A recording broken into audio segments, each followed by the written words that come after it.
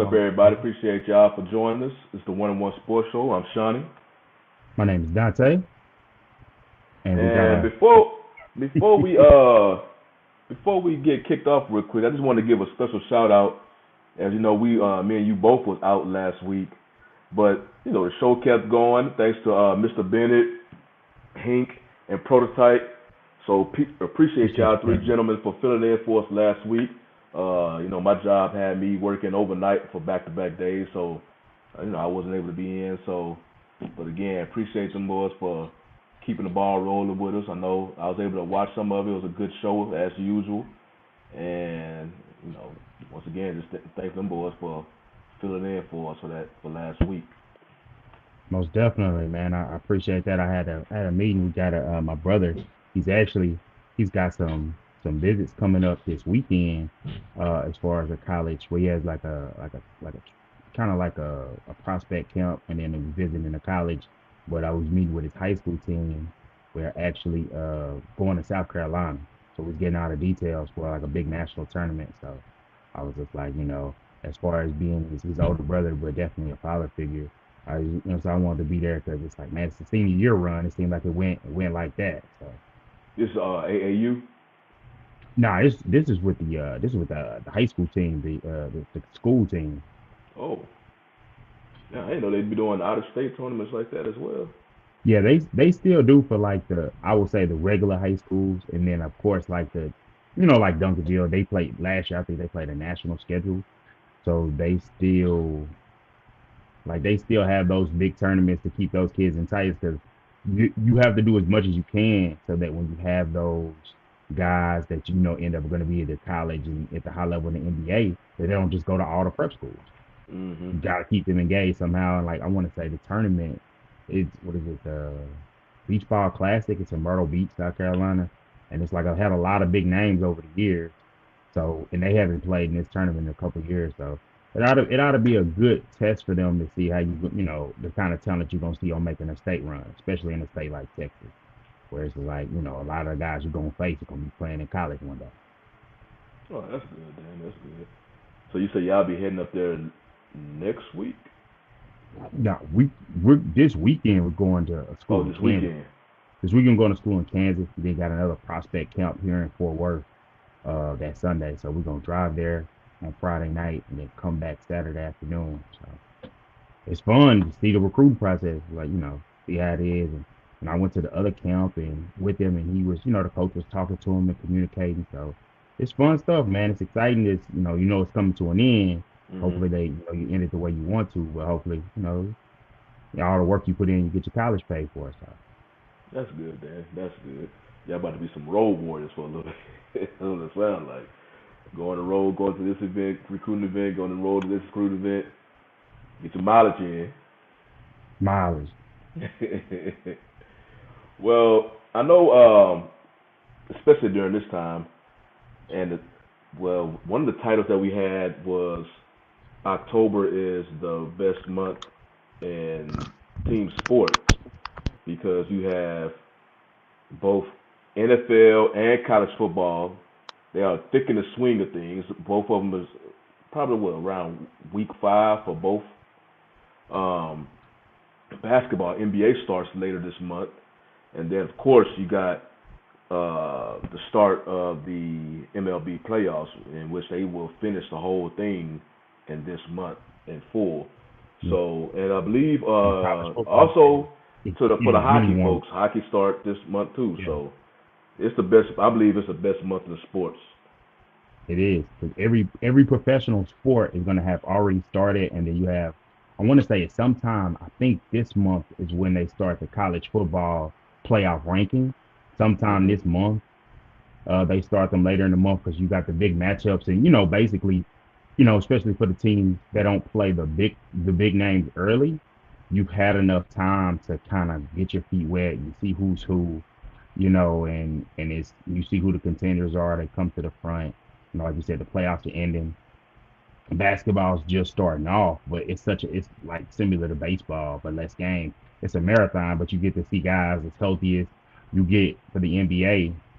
The new rules as far as the level of playing, and I think the one thing that is going to make a difference is the 65 minimum game so that you can get the all NBAs and the MVPs and that kind of stuff. That's going to matter because I know people were dogging Jalen Brown about that extension he got. And I know they talk about his handle and all those different things. And I was like, you got to look at it as this guy, the salary cap, you make a percentage of this cap. And so you can say what this player isn't better than this one. That's not what it's about. We're talking about money and business. And I met these criteria, all NBA player. I, you've been on a team that's been to the conference final, I think, 6 straight years. So it's not like he's a slouch. And he met the criteria, and the salary cap pays this. He makes X amount of dollars because the owner is making X amount of dollars. And I think sometimes people need to look at the NBA player. Like, yeah, they're different from you now, but it's no different than your job, and except for they have profit sharing. Most jobs don't really have much or realistic profit sharing. Theirs is more so, hey, you make this, I get that. I know what the TV contracts make. Some people don't know what their jobs make. And so I think that's a situation people should be more realistic about it. But they're gonna dog them because, to be honest, I always say this. Johnny, me and you, we went to a game last season and we saw what the prices were for the food and stuff. Like, go to the games and see what they charge, count the thousands of people there, and Mm-hmm. then count the TV money and think, man, that's why those players make the salaries they make. So um, it's interesting because I know we didn't have a show last week and that big trade went down, but just seeing the trade of Dame Lillard finally, like I was happy to see him go. Uh, and I know a lot of people don't like the players demanding trade, but the fact that Dame Lillard was so loyal, I think even the hardest person that's owned players for player movement, or like as Shiny always said, player empowerment, he didn't use it, and it kind of hurt him. Like I was hearing Dominique Foxworth talk about it. He didn't get the perfect situation and everything he wanted because he spoke the latest. And it's kind of like, and Dominique Foxworth, obviously a former pro football player, was like, that shows me speak as soon as you feel it. If you feel things aren't going right, don't put it on that management and trust them. And I respect Giannis for saying, hey, not saying I'm going to leave, but also saying, hey, how long do I want to stay here if we're not on the same mission? And a few days after that, not to say that he did immediately did it, it probably already been greasing that wheel because he's the perfect player to fit with him. As Shawnee, you said it multiple times. The close on the team is Chris Middleton. Now he's longer than two. Now the close on the team is Damian Lillard. Damian Lillard doesn't play much defense and doesn't just not a great defensive player. Giannis is. Giannis is not a great shooter and not the greatest closer. Damian Lillard, that game time is. It's a good fit, and you have Chris Middleton can take a back seat and say, hey, you can go and defend, score you some buckets. You still got Brook Lopez, so you got a great front line. And I was hearing some podcasts say Portland never gave him a good front line. So you have two small guards and a bad front line, and you Mm-hmm. wonder why y'all outscoring everybody. Now you have a good front line, and at least on the wing you got Chris Middleton. I think they still got Drake Crowder on their roster that you can come in and play with, and you can while they can't make too many more trades, you can work well enough to have a roster, someone next to Dame, where it's like, hey, you play the weaker guy, someone else is gonna guard him, and if you funnel everybody to Brook Lopez and Giannis, that's a lot of the problem solved right there. So I do think I know Vegas sets the odds and they know more than us. I do agree with them putting them as the favorite. I do agree with that because it's just like I think it's a complete team. They made the trade without just mortgaging their complete future. I still, as far as favorites, I still got to go with Denver because they play complete basketball, and I know it was a question brought up about who was the best tandem, and of course people gonna say the new Dame and Giannis, but I'm gonna still stick with Jokic and Yeah, they're still the best tandem. and Murray just because We they're haven't seen proven that tandem. and the way they mesh together. That team as a whole, you got the two stars on there, but the team as a whole, that's what made them so dangerous in the playoffs. They played clearly the best team ball. The way they moved, they hit open shots.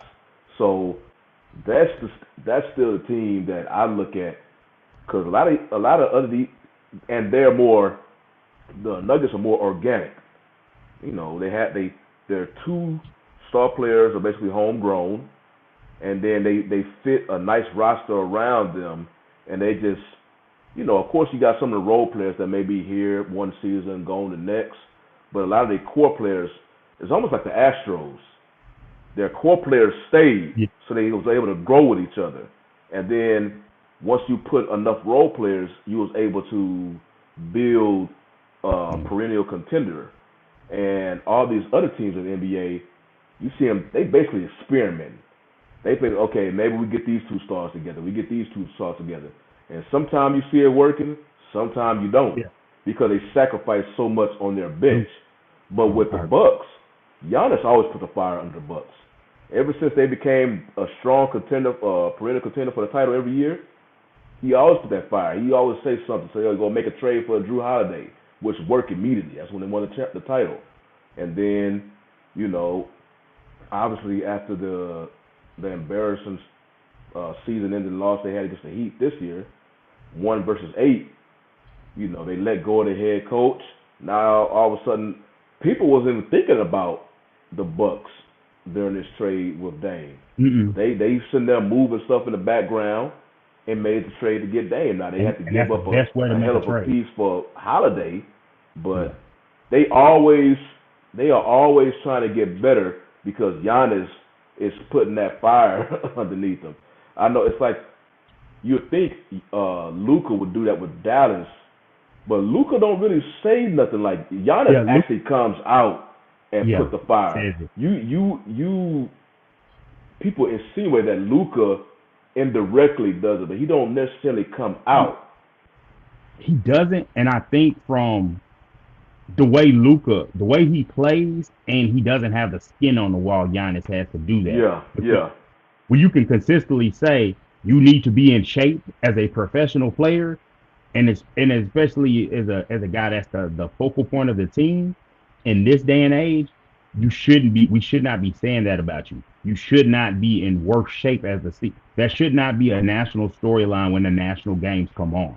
Now locally they may kind of, because this is not the toughest media market, let's just be honest.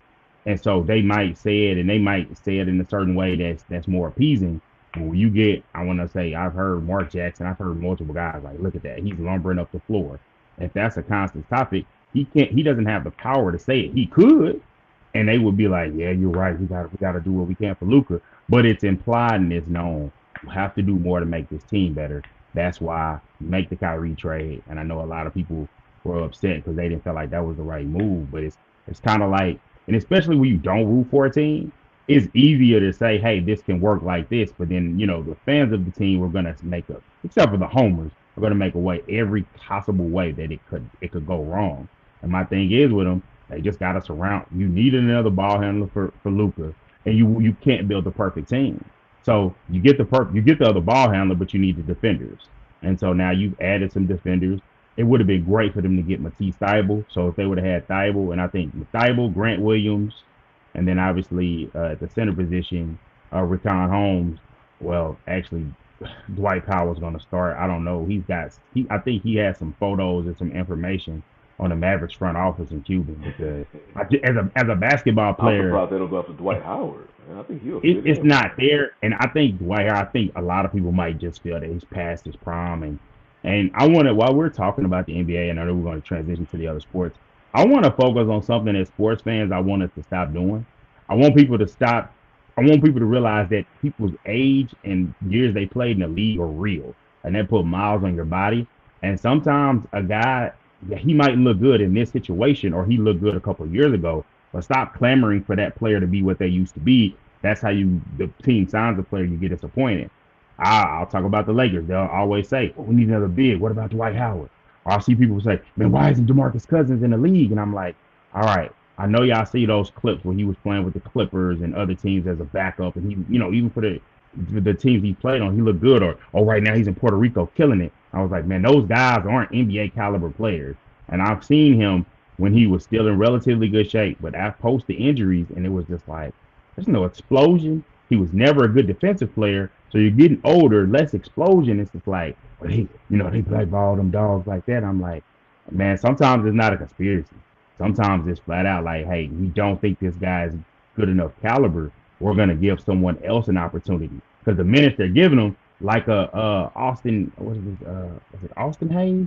No, Hayes that he used to play for the Pelicans, and now he's with the he was a lottery, he was a top first round pick, and now he's with the Lakers on a vet Uh, minimum. Jackson Hayes. Jackson Hayes, that's it. Yeah. My bad, Jackson Hayes. So it's like, yeah, we're gonna give Jackson Hayes a chance. He can jump out of the gym. We're gonna see if he can do some of the other things we want and play him minimal minutes.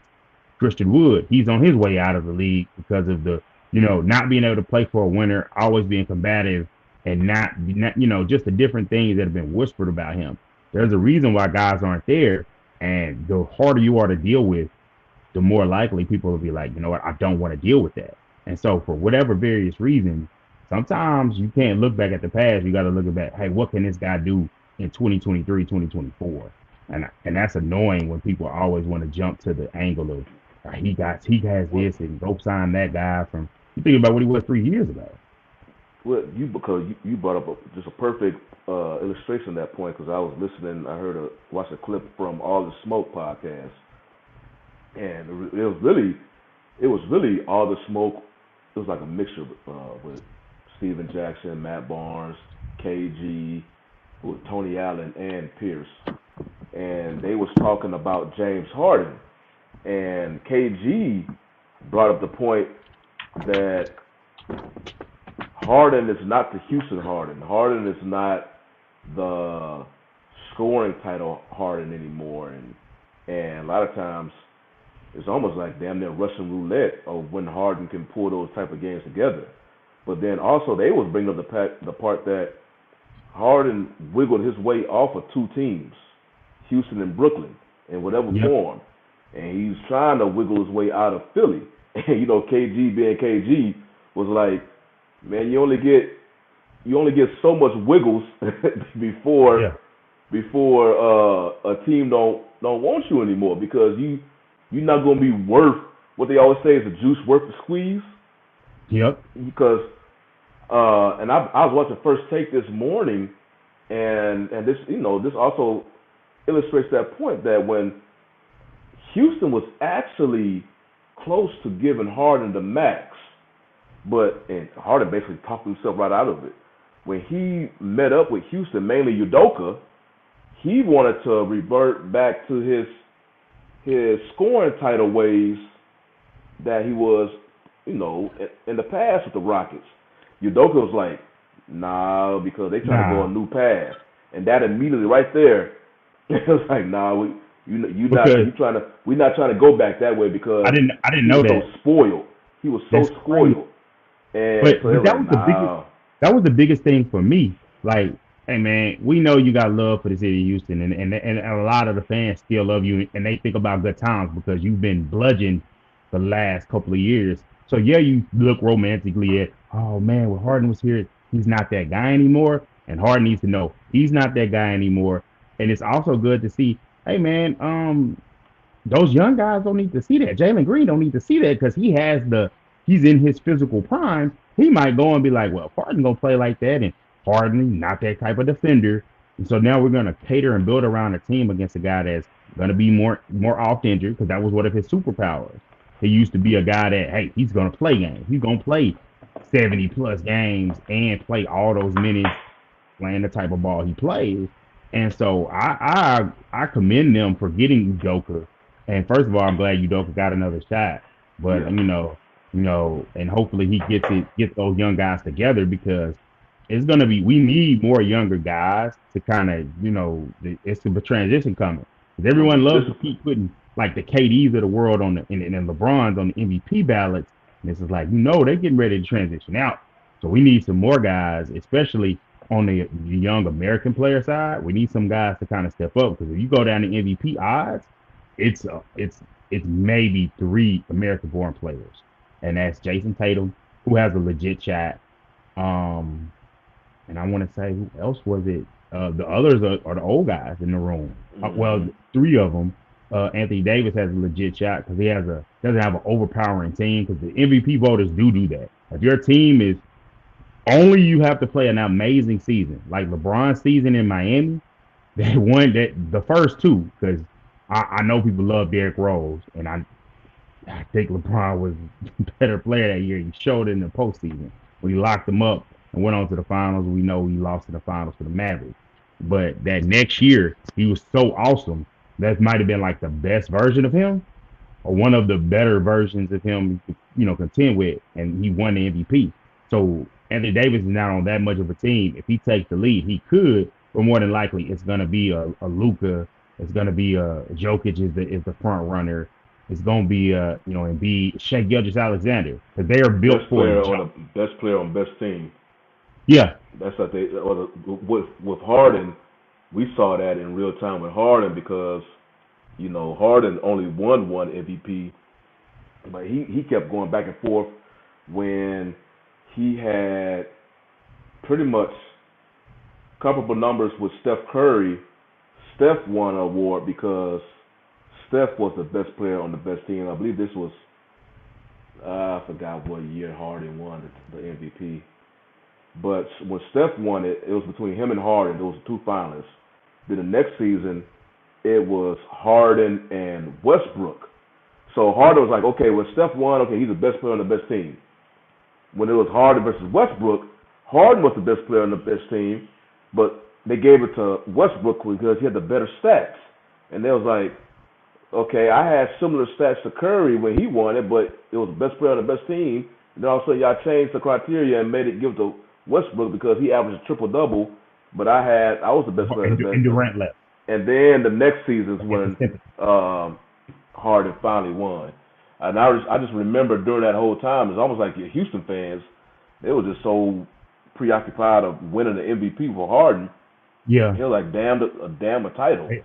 you gotta and that matters for legacy, but it should definitely be you could get those things, but if you don't have an MVP on your mantle, but you get a finals MVP, people are still gonna look at you like Paul Pierce. He's gonna ride that finals MVP and that championship, and squeeze more juice out of And that all of one them chip. 08 Celtics do. Yeah, I swear that team is squeezed more juice out of that one title. And that's the thing, and I'm not, and it's a little shade because he beat my team. But god damn, they squeezed a lot of it. But that's also what you do when you win a championship, but you also win it for an organization that's up there. You could squeeze a lot of juice out of a chip if a Knick won it. Like if the Knicks win one, Oh, they will. and They will.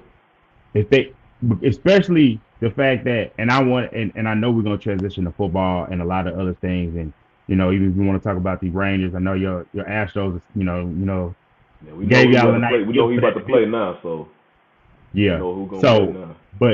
but the fact of if you don't trade all your assets, the Knicks are in position for one of these big deals.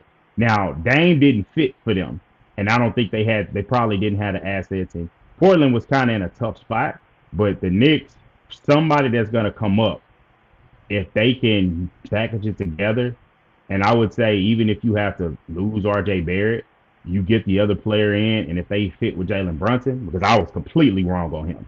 He's a certified guy. He's a certified baller. Like he's a guy that he wasn't gonna be able to be this with Luka. He wasn't, and so I respect him, and I respect his game for him being an All Star caliber player. But it's gonna be interesting to see because the NBA season kicks off on the 24th. I know the Mavericks are playing in Abu Dhabi right now in the preseason, and everything's kind of getting kicked off. But where you want to take it next? Because Well, I it's a just lot. wanted to address Alexis for Texas talking about she didn't even know that people really like the Rockets. Yes, Alexis, we are out here. We just haven't been saying too much. There was a lot of attention on us during the Harden era, but unfortunately, we couldn't get over a juggernaut team. We challenged the Warriors better than any other team in the NBA, but they was a juggernaut. We couldn't get over them, and then, they went on to win their multiple titles. But yeah, we just been in rebuilding mode, so we on the quiet end right now. But I believe things is gonna turn up. I really like the Udokas as a head coach for. I think he's gonna change the culture on that team. A lot of the players they ran over uh, Silas. They just ran over that dude. I don't know if they didn't respect him or not, but he was a young coach, young players, and it was almost damn near like he was just begging the players just to give him some type of effort. But you know what Udoka brings. He doesn't play. He's damn near got an old school from that Popovich tree. So it's gonna be a nice new era with the Udoka. So I'm it's interesting. The only thing about it because I live in the DFW area now, they don't. The thing about I noticed it, and we can just say right into it now. And Dallas Fort Worth market do not show anything in Houston, especially even Now, with it's football. a But if you go down to Houston, they show Cowboys games. Of course, now they got the Texans, but yeah. even before they had the Texans, they were showing Cowboys games like they was a home team. But up Well, here, they don't. well, I, They barely show Texas game. They damn sure don't show no Rockets game. They damn sure don't show no Astros I game. know some of that. I know I got a reason And for I'm some of like, that. damn it, man. So I didn't realize, like, obviously the NFL makes their money. They make their money. Everybody makes their money in TV. But baseball having so many games and you having so many networks is regionalized. Like I did a And they spreadsheet blackout stuff is for ridiculous. all of the teams and the markets. I had to get it like to whoever. So I had to get it to somebody. I was looking at these spreadsheets and like every market, like Ohio had Southwest. They had a Fox Sports Southwest on this is now Valley, but it was Yeah. Ohio this or whatever. And then New York is the only one or one of the New York and LA since they're so big. New York has the Yes Network. They cover Yankees, Knicks, and I don't know if Brooklyn's included in that, And their hockey but teams. or the Nets because they were in Jersey and then they're in Brooklyn, so they have that, and so they make a lot of money regionally off those deals because I saw some of the money they were just throwing around, so they make a lot of money because they got the programming and they know people are going to be tuned in for the. Even if you have some national games, you're normally going to have over 130 games that you're going to have just on your regional market. So you have to have that blackout to not include Houston because then someone can get that they're going to get less money because now I can watch the Astros and the like literally it used to be before the Rockets moved. I mean the Rockets and the Astros moved over.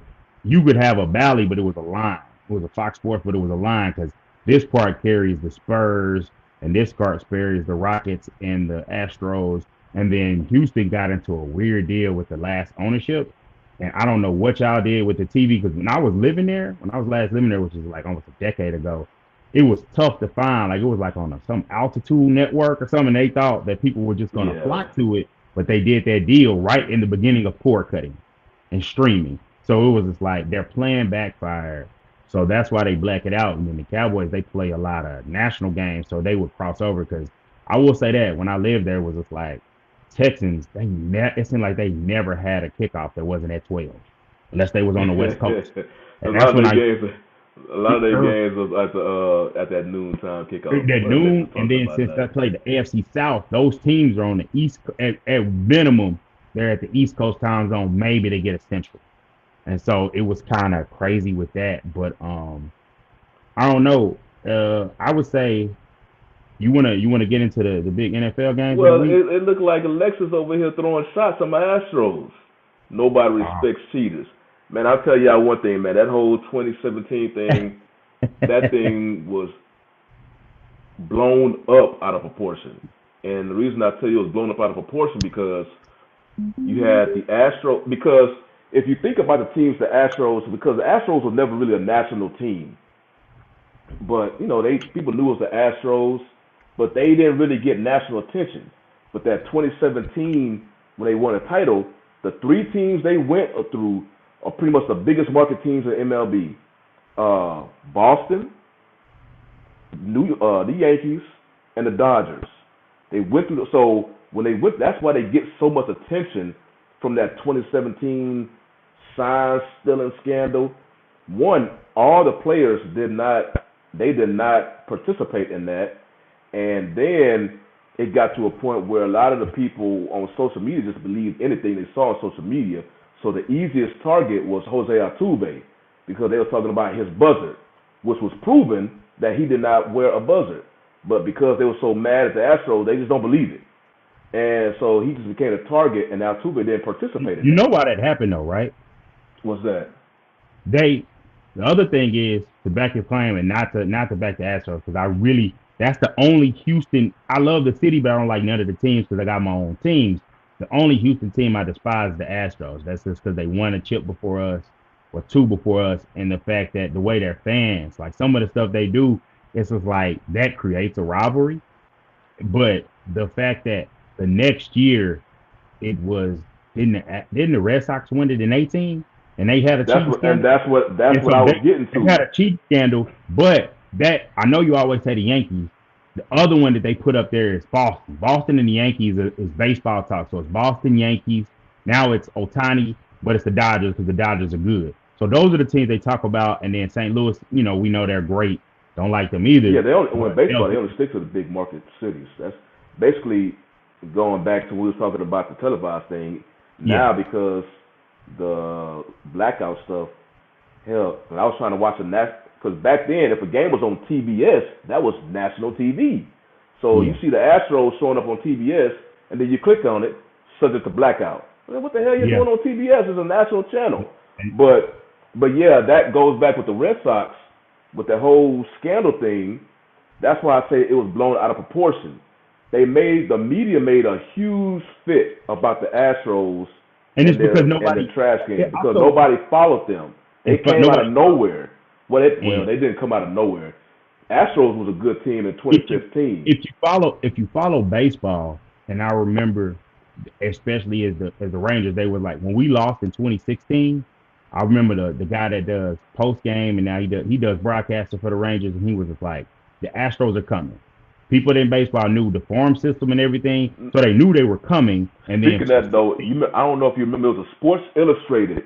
It was a Sports Illustrated and the cover on it was George Springer because mhm, and he predicted back in 2015 or something that the Astros would be champs in 2017 because the Astros went through a hailstorm when they lost three straight 100 lost seasons, but they kept getting these high draft picks. So by that time, there's going to be, you know, settled in the majors, and that prediction came true because they ended up winning the title in 2017. yeah, and it's still there, and it's like in their run, they had so many players they've been able to develop some, trade some to get pieces. But I will say this: it had to feel that they never. And then like the situation happened where the report came out, and then it came, and then people never got that season of boom like in stadiums with people there, so it lingered, and it had the effect of Spygate. And if we all remember Spygate, they got all the evidence and then they deleted it, they destroyed it, and so it was just it had that feeling. It was just like, well, you never really made them come to justice. You never suspended anybody. The old manager fell on the sword. The GM, you had some people, but the players that actually participated in it. So it's one of those deals to where we always talk about, people being accountable. You made the people at the top accountable, but you didn't do players. But that was the power of the player union. Be like, hey, we're not going to do this. If I was Manfred, I would have came at them and would have something different, and I would have used the other owners as pressure, and I think they should have been equal. They should have been, sanctioned just like the Red Sox should have been sanctioned. But since they wanted the Golden Children, they do kind of make it, and plus everybody's gonna hate Boston anyway because they're Boston is a Well, really so right unlikable now, fan, right really now, unlikable. Astros is the most hated team in the Yeah, majors right now. they're most hated, and I know a lot of people. I don't go on the whole tainted thing and everything like that. My thing is that's kind of water under the bridge. I don't really do it. I just want to beat them just to beat them because it's like because But that's the thing because they proven obviously those trash cans didn't do they didn't make it, and plus they won that World Series 2 games on the road. But yeah, so it's just the media really pumped that up because it was the Astros. It was like this team just came out of nowhere and beat these highly market teams, and then all of a sudden the very next season, one of your darlings, the Red Sox, got caught yeah, doing whatever scandal, and I remember watching. You don't hear anything about the Red Sox. They got punished less. The Astros took a bigger punishment. They got punished less, and you don't hear anything about it. And it got to the point where when the Astros played the Red Sox in the postseason, the Red Sox fans were booing the Astros, talking about and cheaters, knowing and we looking at them like, what the hell is this? What did y'all do in 2018? But whenever, and it was a whole lot like during those initial seasons, 2020, because like you say, 2020 the stadiums were empty because of the pandemic. So yeah, 21 was when the fans came and booed, and you heard the broadcasters, they kept bringing up 2017 in the Astros telecast. but then you don't hear them say nothing about Boston. So it was just something it was a title. It was something that the people was able to get behind the Astros. And we hate them. They wouldn't win in 2017 about the trash cans. And I could probably on the top of my head, I could probably picture the players who was using it. But Altuve, for that, so he was not one of them. He doesn't need to. He's too aggressive of a swinger. And what people don't know, Altuve was hitting at a high level even before 2017. But people just didn't pay attention to the Astros because they was losing until they got the Correa, until they got the Springers, until they got the Bregmans. And then they went on since 2017, went on to win made six consecutive ALCSs, 4 World Series appearances, and they was favorite in 3 of the 4. They weren't favored against the Dodgers, but they were favored against Washington, which probably was the biggest upset, I believe, in Major League history when the Nationals beat the Astros. That was a big, they were favored against the Braves, and then they were favored against the Phillies. So they've proven that this team is a dynasty. Now this year is interesting, but with that being said about the Astros, I guess since we own it, because your Rangers made the playoffs this year for the first time since 2016, and I remember sending you a message. I was like, dude, you might as well take off and leave from work because you'd be so focused on every single pitch. And the thing about it is that one, I believe this pitch clock that they have going on is really helping the speed of the game. Because I can remember when the Astros were playing, literally, their games was lasting 5 hours. Yeah. But these games now are being about 3 hours max. And fewer pitching changes. And Will Good, I appreciate you checking out the show, man. I'm glad you like what you're hearing and watching. But the other thing is pace of play, like this game, because especially they're always going to put, no matter how much the Astros win or how much the Rangers win, they're going to put us in those time slots until you make the LCS. And even then, they're going to put some of those games earlier. Like, I don't think y'all got those games later until you played. Yeah, we was getting early too. Even after we won the title, we was getting early games. Until you played the Yankees, because I remember I think I was in Houston that weekend, visiting some family, and I remember seeing, I was like, oh, they gave them a night game, because it's like, so you're gonna get that early game, but now it's just like, man, the game is basically, especially today, is basically over before you got off. But I don't know. I'm happy they won it. Especially to get the monkey out the back from not winning the division, and you exceed on. And so the Orioles are a team that's young too. So it's like you're facing a young team, and now your young players have experience. And then, the leaders, the top of the team is, the first two in the lineups, Marcus Semien and Corey Seager. They are veterans, Seager being a World Series MVP. So I'm confident. I'm hoping that you could kind of stretch it, and then, Max Scherzer come back a little bit. He'll come back at some point. But if Vardy's gonna pitch like he pitched today, then Dane Dunning is pretty good. So he's gonna start game 1. Like my chances. Tampa needs to work on getting better crowd. I mean, they had less than 20,000 people for a playoff game. Me personally, I always like the early games because, especially if your team wins, it's like a load off your shoulders, and you get to enjoy your day. And you look at the other games, our team won. You get to enjoy your evening. But yeah, with the Rays, man, they don't get no attendance, but because they're in St. Petersburg. It's so many issues with that, and I didn't realize it was gonna be that bad. During because they're in St. Petersburg, and people don't like to travel to that stadium because it's so limited options, so the traffic gets so bad. And then they about to build a new stadium right there in the same spot. So I'm like, okay, y'all want to have the same attendance issues even with a new stadium that you got to pay for. If they move it over to Tampa side, then they would get a better attendance, like the hockey teams and stuff like that. The Buccaneers do, but they want to have it on St. Petersburg, and it's only like 3 options that they have to get over those bays from Tampa. So a lot of people say, man, the hell with that. Man, they just stay home. But now we got a little baseball. With the football, I want to go over some college football first because I know it's a big thing right now in college football with how Colorado is playing. And last weekend, Colorado played USC. Now, you would think because of how they pretty much got stumped, they got bullied by Oregon the week prior. Yeah. You would think that it may be a repeat with USC because USC is technically the better team. They're a higher ranking team. But with USC, they had a Heisman hopeful quarterback who's trying to go back to back. So they have No a more passing football pick. attack. Oregon was literally just bullying them at the trenches. But with USC, they like to go through the air because of their quarterback. And at first, they looked like they was about to do the same thing. They were scoring at will. But then once Colorado got a stop, you literally saw the defense confidence grow as the game went on.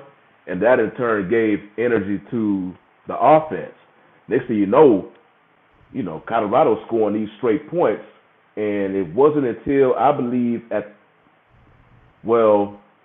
unfortunately they had to punt on one of those drives they had to score on. But when that last drive, when they really had to hurry up and try to score, and all of a sudden, for whatever reason, the OC wanted to start running the ball up the middle, just wasting time. We were like, what are you doing? Yeah. And they end up scoring, but they tried to do this onside kick. They tried to put all their hopes and dreams on the onside kick, but the time was so low. So I was like, I don't know what was his game plan with that. He called a good game up to that point, but that last offensive drive that Colorado had, I believe he blew it. Cause I had no idea why he was trying to run up the middle and watch the time go out. I want to give props to Omarion Miller because that was the guy that really had a game. made the step up, and it was just like it was such an explosion, and it was like he was just brought life into the team. And I know they've been looking for, they've been missing Travis Hunter, and I know a lot of people I want to say I've had conversations. People felt that like, man, if Travis was there, it would have changed the game. I was like, yeah, it definitely would have had a different impact on the game, but it's kind of like one of those deals. You can't be mad at losing to probably at this point a back-to-back Heisman winner and the future number one overall pick when he comes out, just because that guy is really special. It's just that USC, I think they left their foot off the brake, and you can't do that with a talented quarterback on the other side, because I think Shedeur Sanders will be a first-round pick at quarterback, and I think since it is a stacked group of quarterbacks that is coming out this year, plus they're moving to a different conference, and I do think I've felt this way the whole time. As soon as Shedeur leaves, Coach Brown might be there another year. And Travis Hunter, he's a special guy, and I think he's going to play his third year, and I think he's going to leave after league next year. And I think they both leave together. And I think at that time, Colorado will be in the Big 12 at that time. I think at minimum, they should be pushing for a Big 12 title. And I think after they have success, get drafted, I think he leaves right on with them, and another team brings a bigger bag and more attention. I mean, you got them doing Coach Prime commercials to represent the university, and I was just like, oh wow, they see the play at hand, and they are going to capitalize on him for as long as he's here. For as long as he's there, they're going to capitalize him. Respect to them for that. Respect to Coach Brown for the bag he's getting now and what he's going to get. I would say they should do what they do in college a lot. They should give him a raise, give him one of those raises to make sure he's happy. And they should do that because what he's doing with the team and the attention, because I think coming up, they've got some very winnable games. They got punched in the mouth and got embarrassed. And this week they were getting embarrassed and they fought back. I respect that. They're playing Arizona State, which is 1-4, and then they're playing Stanford, which is 1-4. Those two games, I think they need to win those, get their confidence back up, because then they have another tough game against UCLA in LA. And I do think being at home caused a big difference. And I think I was talking to my brother, and he was like, I was like, especially in college, playing in Oregon, where they had the fanfare, they had the mascot with the times up, they had all this build up, and being on and you immediately got down, and you're on the road, it's throwing the towel time. Like, and then they're landing on you, they're ready for you. And I want to say what the coach at Oregon, that's the old DC from Georgia, but they're playing a different style of football. They're playing with different types of players. and up front is the hardest players to get. So I'm proud of the effort that Shador showed. I'm glad that he was able to perform.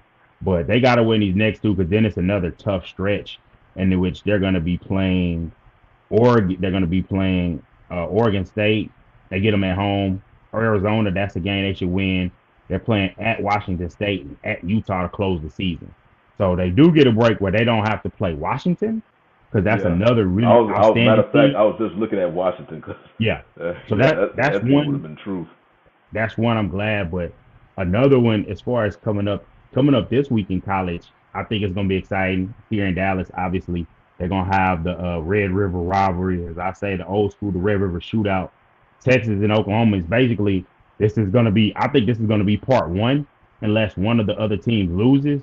And they don't. I think they're gonna meet at the Big 12 championship too, which I know the Big 12 is gonna hate for them to play in the Big 12 championship on the way out, for them to be the only two ranked teams and knowing they're not going to be here next year. And so I think that game is really going to come down to which quarterbacks are going to make plays, which quarter because Dylan Gabriel for Oklahoma, he's a good player. He didn't get to play in the game last year. He was concussed playing against TCU the game before. And Quinn Ewers, he's played really well, played a lot better, been inconsistent at times. I didn't know he could move like that. Back to back weeks, he's made plays with his legs. Good scrambles. I think those are some big games this week. That's one big one. You Alabama still trying to figure out exactly how good they are. They're going to play A&M in A&M. So, matter of fact, the SEC commissioner is going to be in Dallas to see his future teams play, and then he's going to take the quick flight to College Station and catch that 2:30 game, Alabama visiting A&M. And that's a big game because Oklahoma and Texas both undefeated. But if A&M wants to win the West and Alabama wants to win the West, you want to win that game to have that tiebreaker. So that's a big one. I want to say it's a few others, but it's one of those where I those are the think main games week. I mean, I LSU think and a Missouri big play. game. I think one big one is that Georgia, Kentucky. Both teams are I undefeated, forgot about and Georgia. Georgia has been damn near like playing with their food the past Playing couple with of it. weeks. And Kentucky is the truth. And I know one person who's really gonna be watching that game. That's Hink. That's Hank. He'll let you know about them the Kentucky boys. But yes, that game is at 6 o'clock Saturday Tonight. evening, Yeah. and yeah, I believe that would be. But they are playing at Georgia, so now if it was opposite, I think you Yeah. got a real good chance of seeing an upset because you know how Oh, college players are and when what's they play at crazy is home. Georgia, we're giving them off the reputation off the back-to-back championships, but I Exactly. think they are due for a loss, not just because they lost a lot of talent, but because they've had double-digit deficits at halftime the last couple of games. So I think this is a situation where they're not playing like that, what their talent level is, or it could be a capability is we're giving them credit for the talent level they have, and they don't actually have it. And so I do want to I want to pay attention to that game to see what they do. I know I'll be on the road at that time, but I might try to find the stream and have listened to the stream or see what's going on because I'm interested to see how they play, especially a few weeks before the college football rankings come out. So that's Because interesting. Missouri that is last ranked. They play yeah LSU. they rank, but that last point that you brought up about how because I'm starting to notice that a lot this season about how teams are playing. They may go on and win the games, but as I come back and as I look at the rankings on a weekly basis, you see a lot of teams they won the game, but they get dropped a couple of They get spots dropped for that. because they have this shaky appearance. And And the it happened college to football committee Alabama, even definitely. if they lost their first game, was their first or second game, but it happened to Alabama, I believe, last week. USC dropped a spot. They won against Colorado, but they squeaked it Yeah. out. They dropped the spot. So the ranking, the polls, at least the ESPN poll, it shows yes they are definitely looking at how you going about these games. And like I said, with Georgia, they are literally playing with their food. They just right now they trying to turn it up in the halftime because the teams that they Because you said they had double-digit halftime deficit in 2 or 3 straight. I think it's been like two straight. I know for sure Two two straight. straight. So that was versus Auburn and Yeah. UAB. I don't know how they was in a deficit like that against UAB, but but now you're gonna play against a team who has, I believe, I gotta see about Kentucky where they offense ranks. But you got a team now that can put some points on the board, and you play with your food if you want to. We're gonna be watching another team drop some number one, and then you're gonna have Michigan and Texas, 1 and 2 respectively. So it's that's gonna be an interesting game because I don't think Georgia could be getting away with even though you as good as a team they are, you can still pick up bad habits. And it's like they've been picking up some bad habits the past couple of weeks, so it's going to be interesting to see how they play against Kentucky. But so now with the college ball, I want to flip it over to the NFL because I ask you this: who do you have as your, I'd just say top three not Heisman, MVP hopefuls in NFL? Oh, before I get to that, I want to correct the correction. UAB, they wasn't down 10, but they were down 10 to Auburn and they were down 10 to USC at halftime. So the Okay, last two okay. SEC games, South they were Carolina. down by 10 at the half, and Auburn had a chance to win that one. I think it was So tied with USB at halftime. the UAB, I think they were up. No, they were up by them, but it was one of those for whatever reason in the first quarter they are sleepwalking. Like I'm looking at the stats here, they was up 7-0 in the first quarter. Then the game was tied 7-7, and then it was 14-7, and then they Okay, kind of took off from there. And I want to say it was 28-14 at half. But it's just like okay, a team that they're just overmatched. They're not doing what Georgia would have done the last two seasons, and I think that's exactly. what we're measuring their eye test against. But as far as the NFL MVP race, I would say Tua. He had a rough game, but Tua's still up there. Josh Allen is still up there.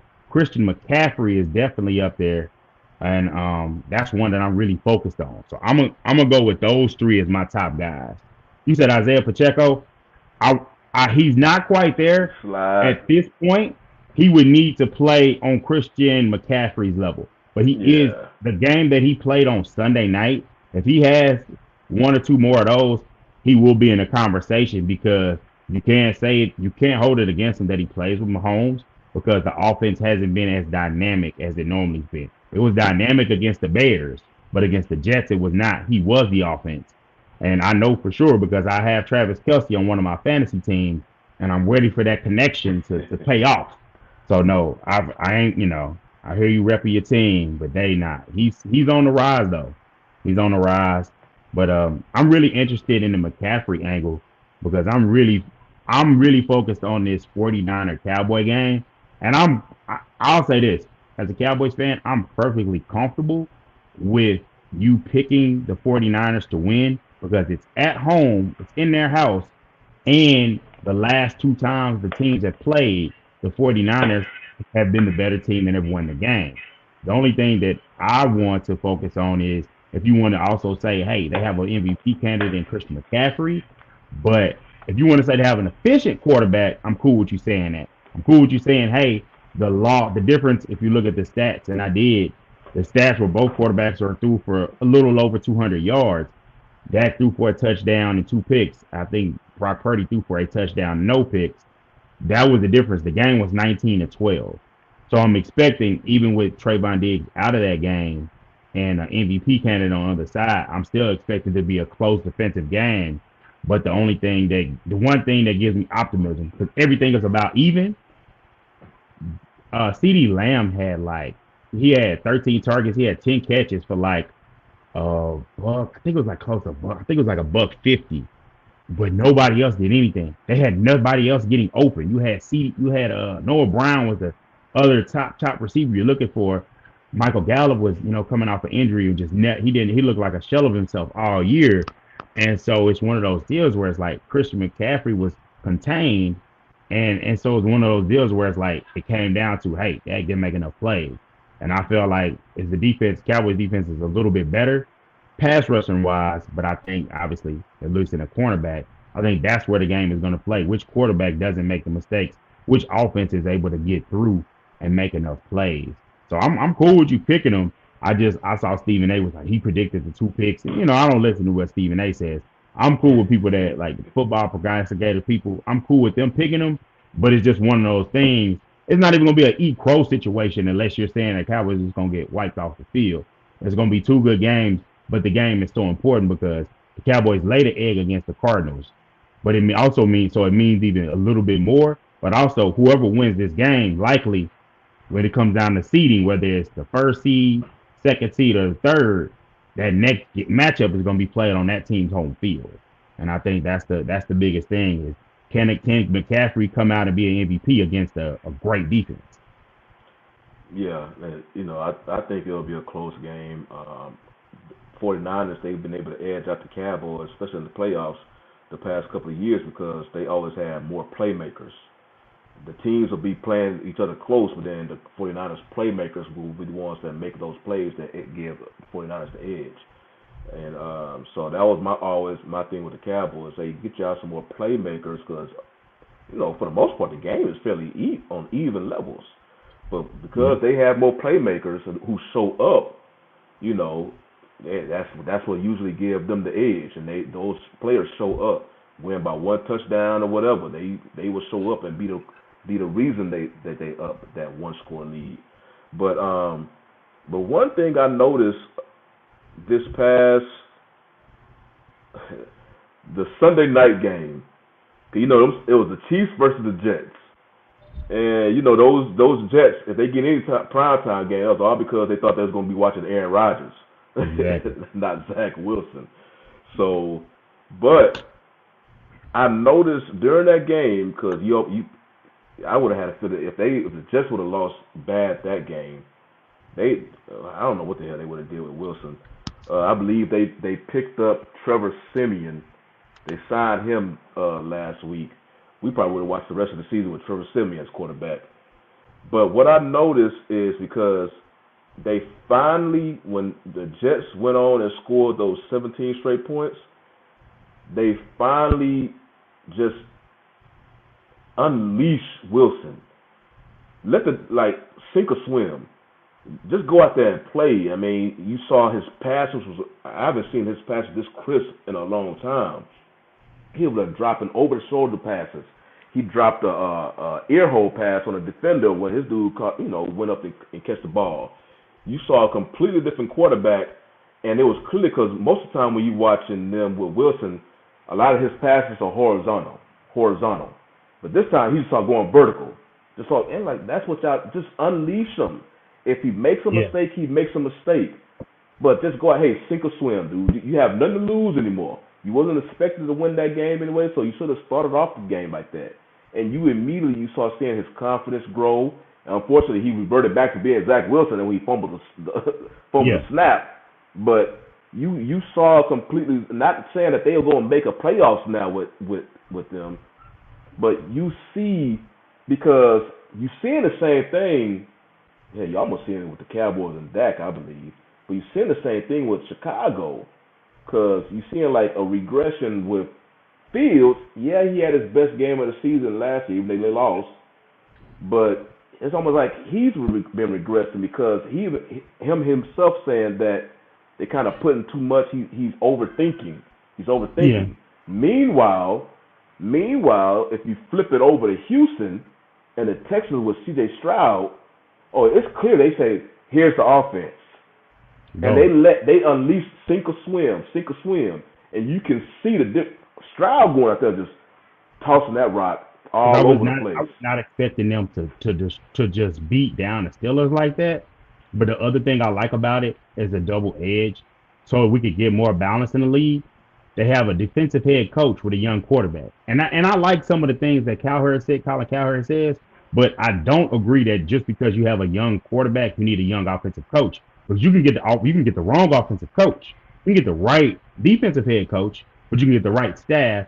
And I'm pretty sure if Stroud keeps playing like this, somebody's going to come knocking on that guy's door for a head coaching opportunity. And you just replace him with a quarterback's coach, or you find somebody that either the coach knows the coach, or you get somebody else that's just a capable person throughout the league, whether it's in college or pros, because now the two are really getting blended as far as the schemes. So I'm glad to see that play. But the thing you want to focus on is turnover, quarterbacks turning the ball over. And I know as a Cowboys fan, I had to hear that all off season. And I would say there are some quarterbacks that are coming out and just it's like, oh, y'all got to cut down the turnovers. Allen was one. He's done a better job of that after week one. But I will say this: I'm with you. Let Josh Allen go.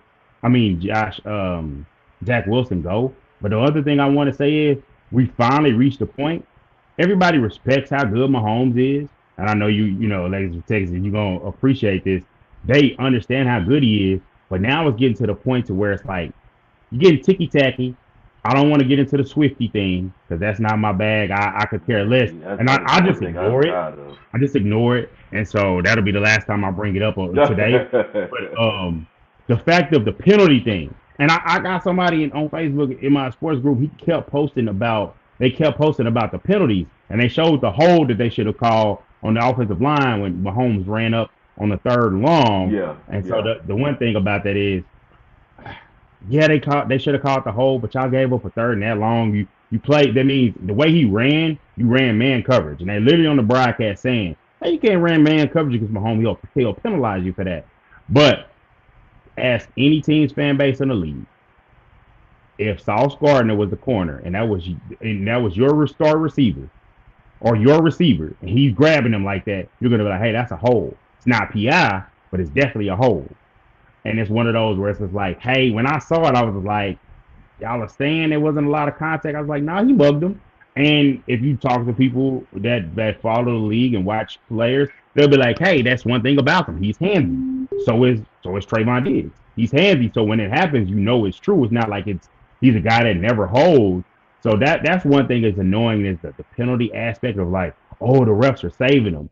And the most egregious thing is when they try to say the refs saved him against Cincinnati. Because everybody wants to build up Joe Burrow, who's they're one in what are they 1-3? They're 1-3. Good team. He's a great young player. But you want to say that the refs got it out for you and they're looking out for them. That this man clearly hits Mahomes while he's in the white. So it's just like y'all are tired of them winning, and so now it's becoming a thing. So it's like take the blinders off for the dislike of a player. Like I know, like it's getting the Cowboys level with Mahomes now, and it's just like, dang, I really enjoy watching him play, and I'm gonna hate it for them to do that to him and turn it that way.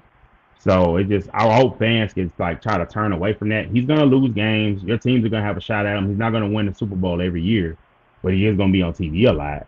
And so, if calls go the other way, hey, that is one thing. And so, Yeah, because I admit the Chiefs do seem to be getting the benefits of it. Not really the benefits, but it always seems like they get the favorable calls in the big games. They could be legit calls. A lot of yeah, them are legit calls, but it seems like like the PI in the it Super Bowl, happens. It just legit always call. happens for them. Um, Yeah. but that's what you say. Great teams.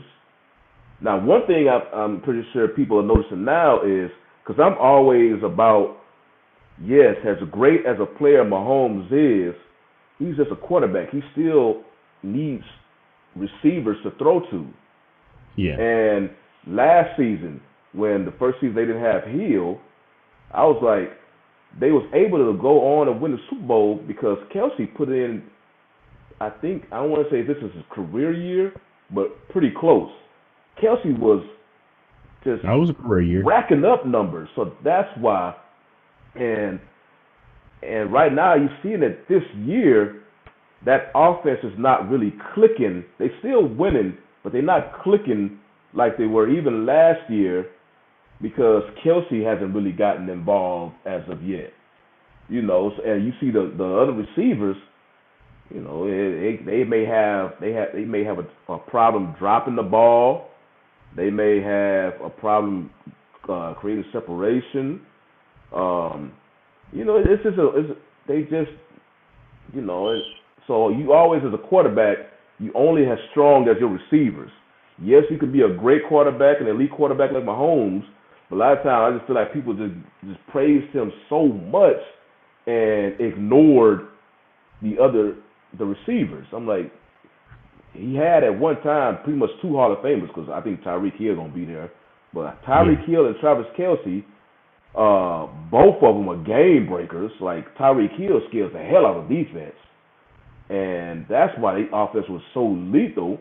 And then when he was gone, he had his Hall of Fame tight end pretty much put himself now as be the greatest tight end of all time.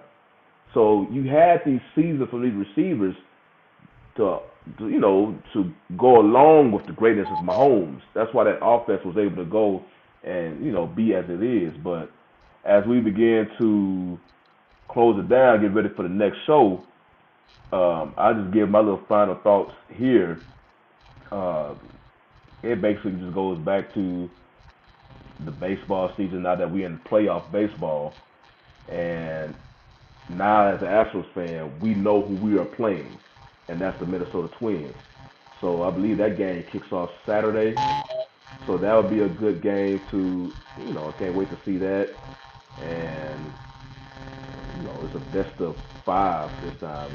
That's the one thing about them wild card games, them best of threes. You don't really necessarily have to be the best team. You just have to win two games and move on. But the best of five, you get to see a little bit more. But yeah, I'm just waiting to see my Astros play and glad to finally know who we actually going up against. Yeah. All I got to hear from my quick final thoughts, because I know we got to get ready for the next show. Basically, the Texas OU game, I think the Texas embarrassed OU last year, and I know they're going to be out for it. They got the quarterback this time. I do got Texas winning. I got Texas winning the game. For the Cowboys, I think they can win this game because I think it did mean more for them at this point. And so I think they can, but I think it's going to be a hard-fought battle. We're going to have the offensive line playing on point because it's good as the 49ers defense. Those are my two. I'll be here next week. If I'm wrong, I'll say we'll break it down and see why. I appreciate y'all coming out again. Appreciate us, getting co-hosts for the end last week. I appreciate that. It's the 1-1 Sports Show, man. This is Dante. I'm Shawnee. We're out of here, y'all. We'll see y'all next week. Peace.